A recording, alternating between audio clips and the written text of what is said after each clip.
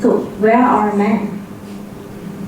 Why aren't there more men allies nowadays? What do you think more specifically? So where are men? But what do you think is causing this missing in action?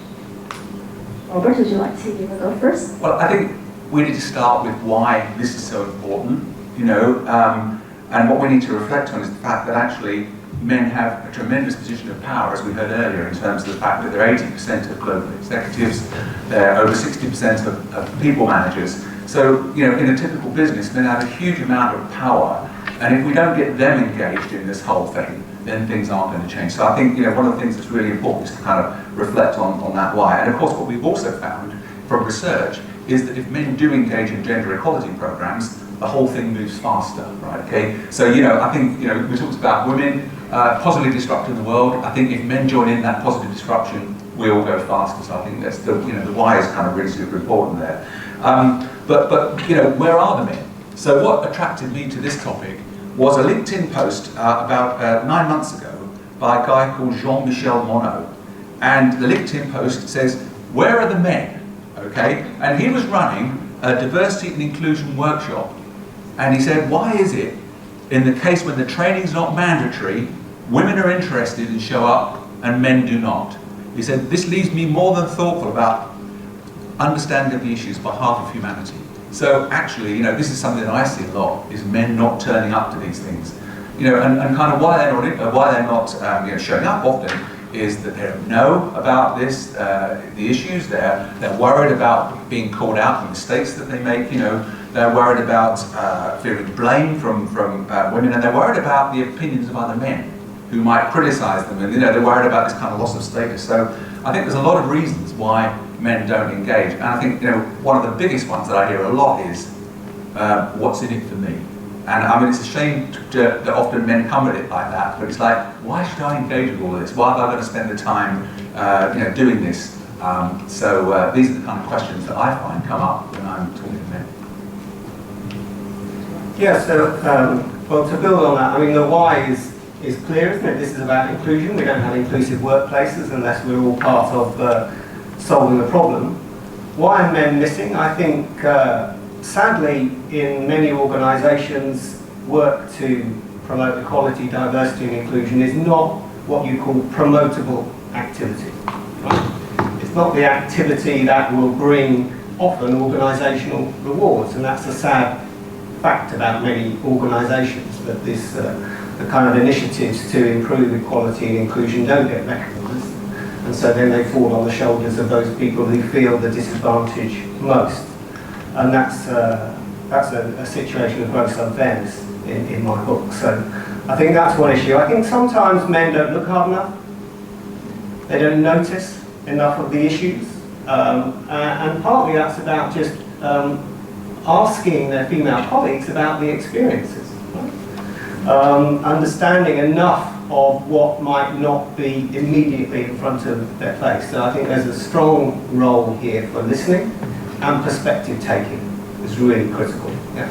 Understanding the true experiences, and often that is just taking a different eye on the organisational life that you have in meetings, just taking a note and say, well, look, who is speaking here and who's being given the opportunity to speak and how are their views received. I think when we start to do that, we can make some progress. So I don't have the answer, but I have a hypothesis. So I think if I don't acknowledge the problem, or I rationalize the evidence to the contrary, or I don't take responsibility. So I don't acknowledge the problem because I don't believe that women are equal to men, so I don't have to do anything. I rationalize the problem because I see women make less money than men, depending on what the data says, but I think it's mostly because women take time off from work and take on caregiving responsibilities, so of course that's going to happen. And therefore I don't worry about the problem. Or the third one is I've always thought that I've never made the distinction between men and women. I treat men and women equally. I wish more men were like me. I don't take responsibility. So in all these three examples, I think men just ignore for different reasons, the problem, or don't internalize the problem, and therefore they don't show up, or they don't take any action. And I think it's up to us, all of us, to challenge those three behaviors. I'm sure there are multiple nuances of those, but I thought, as I was thinking about this, I thought there could be these three that sort of majorly represent those behaviors.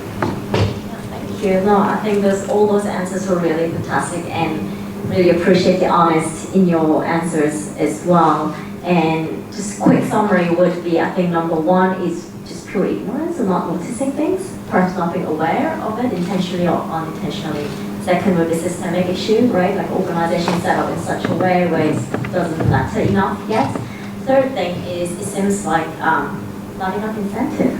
Simply changing behavior is difficult, and without incentive, why should I? Right? Now, in theory, this is wonderful. If I can pat myself on the back and say, oh, this is great, I'm a good man. There's a fundamental problem with this. The availability of choice to do different things is underpinned by financial security.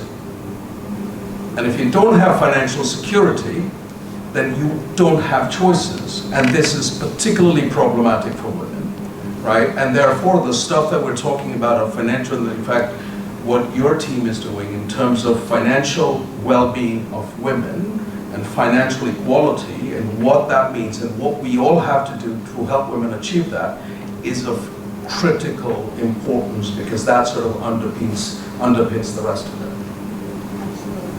Absolutely, thank you. And I think that kind of would be a good way into, John, your research, right? Because your research is into gender pay gap. Yeah, so it's always been a research interest of mine, wage inequality, why people earn different amounts in the labour market. And so I was interested by Amol's response earlier, because he was talking about the way in which we can maybe explain away the gender wage gap. He said, oh no, it's all due to this and it's all due to that, it's a measurement problem, all the so on and so forth. And in the course of my research, it's become very clearly obvious to me that it's not all about measurement and you can't explain it away.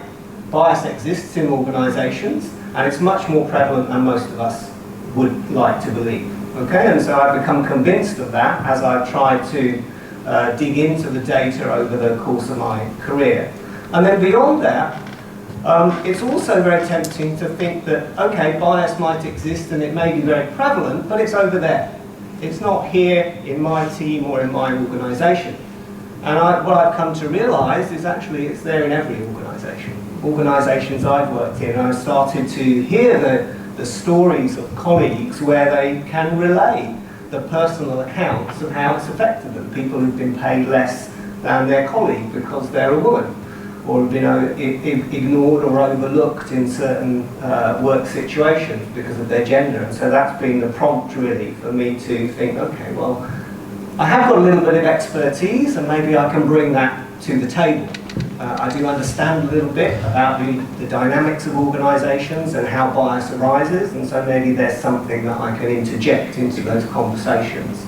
That maybe goes a little bit beyond standard diversity training, which we know doesn't cut the mustard. And I've got to say, actually, as a non-executive director of a gender pay gap company, a company that actually calculates gender pay gaps, it's really fascinating because the UK has had legislation about this. Companies over 250 employees or more have to publish their gender pay gap. And so you're looking at it and thinking, like, why do these gender pay gaps exist? And when we look at it, what we see is it's caused a huge amount by representation, i.e. there aren't enough women in the top paying positions. Women are predominantly, in the lower paying positions. So kind of it's a question, if we can get more women into leadership, then we get to the 50-50, we're hopefully going to see some of that gender pay gap disappear. But I mean, what got me into this whole sphere, actually, to be honest, was single parenting. Because I got divorced when my kids were relatively young, and I decided that I was going to try and do the best that I could as a father to spend time with them, do things that I needed to do with them, take them to school, go to meetings with teachers, take my son was on the autistic spectrum, taking him to hospital appointments and stuff like that. And I decided to try and do all of that and my consulting career as well. And it was a real bloody challenge, frankly. And I thought, you know what? I'm just experiencing what women experience every day. So what am I moaning about? It was a bit tough sometimes. I take the kids to school in the morning, and then all the mums would go off for coffee, and I'd have to go to work, and it didn't seem fair. But, you know, that's just a small point, really. But I think that really highlighted to me that actually, you know, there is a double shift for women, there is a different standard, and, you know, so I think as a male ally, I've got to stand up and be counted in that. Amazing.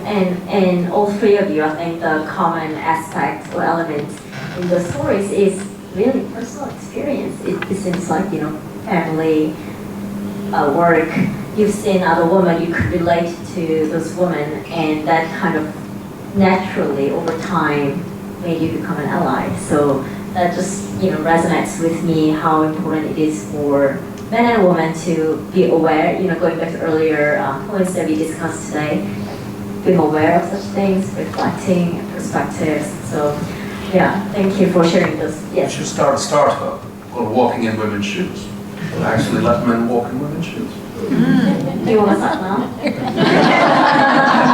I like it, I love it, yeah. There's another version of that, which is actually, we did this thing at Mercer with virtual reality. We recorded microaggressions in a meeting from a woman's perspective, and then we made men put the VR headset on and experience as it would be as a woman, and it was tremendously revealing. And the men got a real aha moment. So, I mean, you can walk in shoes, but yeah, stick the VR headset on, experience it for yourself, and you know, most men were super, you know, really shocked. Yes, and So I was literally talking about walking in women's shoes and you're talking about VR. Yeah, yeah. to make it easy. You'd look better in red pumps than me, right? Back in that's now, it's a really, really good idea. Well, you know, whether actually walking in women's shoes or figuratively or VR, I really like the idea. And also just going quickly touching on the gender pay gap. Yes, please figure it out because I want more money. I need more money. So, yeah. If you could reduce that 132 years to something like 2 years, that would be great. Well, we talked earlier about the broken line, and that's really a critical part in the whole of this story. So some of my research looks at how the gender pay gap varies across different teams, and to what extent it depends on the gender of the manager, right? And as you'd expect, the gender pay gap is smaller in teams that are managed by women, it's larger when those teams are managed by men, and you can see the clear correlation. And a large part of that, I think, is about discretionary decision making. Yeah. How individual managers make decisions around pay, promotion, investing in people, training, and so on. And so part of the solution here is finding organisational initiatives which squeeze out some of that discretion when it might be appropriate, and help people to make good decisions around those things which are fair. Yeah. Well, really, really good point. And I think also I will ask the last question because I think I want really good long answers from all three of you, and and I think that John, you will touch on this perhaps in this question, and that question is actually the two parts. So one part is, what does allyship mean to you in one word, only one, and following that, please share an action item that you would leave with the audience tonight that will help them build an allyship in their organizations, like at work or in their communities. So just a quick reminder, yeah, one word, what allyship means to you, and after that, like an action step that you would advise the audience tonight that would help build allyship in their organizations or communities. Myself, action is the word, but you weren't expecting me just to say one word, were you? It's basically, okay. Go ahead. But action, I think, and persistence, because basically going gets tough. Somebody mentioned that earlier, I think Vera mentioned that, you know, so keeping going, taking action, and then keep going. And then the one thing I think we could do to encourage men to, you know, or for us all to take this forward, is to, it's International Men's Day on the 19th of November. Let's try and use that in a positive way to reinforce what we need from men to support women in this space. So, in a word, I mean, the word that comes to me is around community. I see workplaces as communities, okay? Communities of people who exist together and try and change the world in a certain way. And so, allyship is very much about seeing us, I think, as communities of people working together to to meet a bigger cause.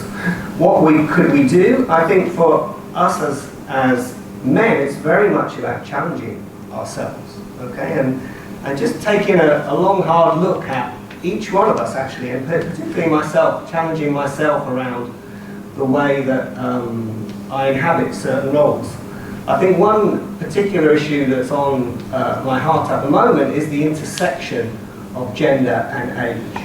How, you know, I'm a fairly old guy now, but in the workplace, how do I interact in particular with women who are younger than me, who may have fantastic expertise, but often I think the intersection of gender and age is a particularly dangerous area, how older men interact with younger women in the workplace. So I think that's one thing I would like us as men to consider and challenge ourselves on that particular issue as we go away, because I think it's a particularly risky area in organisations. We'll leave that for another time.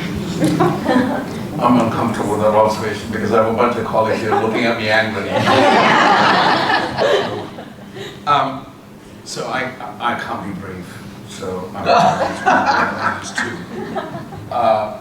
I'm gonna say acknowledge and act.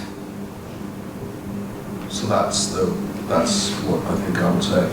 And there are some examples, and I think this is something that companies can do, since most of our work is related to advising companies, so I'm going to think of it from that perspective. So I think companies need to do a lot more in terms of managing unconscious bias and acknowledging unconscious bias and actually putting in programs to actually address unconscious bias. So that's one.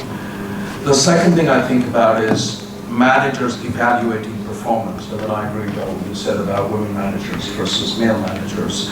And I think that's particularly important as we get into remote work, flexible work, because I think women generally do tend to take on more responsibility, caregiving responsibilities, and therefore are more likely to avail themselves to flexible work models than men do.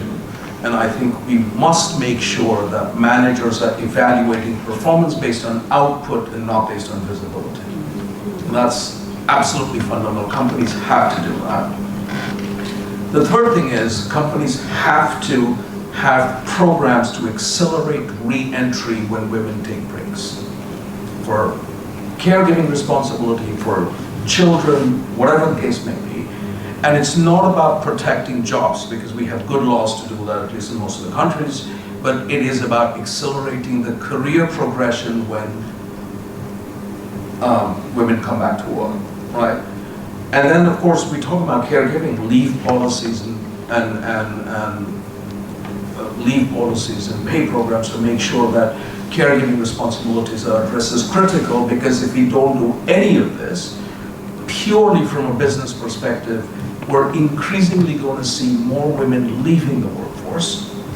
And that problem is that is going to affect the diversity and productivity, because half the women are consumers of the companies of this world, and therefore if we do not have women representation, then there's going to be a business challenge that I think people need to acknowledge. But that's already happening. I mean, Lean In produced, did you read the Lean In report yesterday, the McKinsey report? Women are leaving the workforce, senior women are leaving the workforce in droves, because they haven't got the flexibility, there isn't the fairness, it is an inclusive environment. So it's already happening, and if companies want to get ahead of this and actually want to retain women, then they've got to do something about that. So I think we've actually got a very real and present danger there. And just one other thing I think to say, I think men are what we can do to bridge this generation gap you were mentioning, John. I think is actually we can be reverse mentored by younger women. So I'm reverse mentored by a millennial woman, and it's really interesting to get her perspective on how I approach the world and my performance. And I mean, she probably thinks I'm old, male, pale and stale, but you know, it's interesting anyway, it's fun to do that.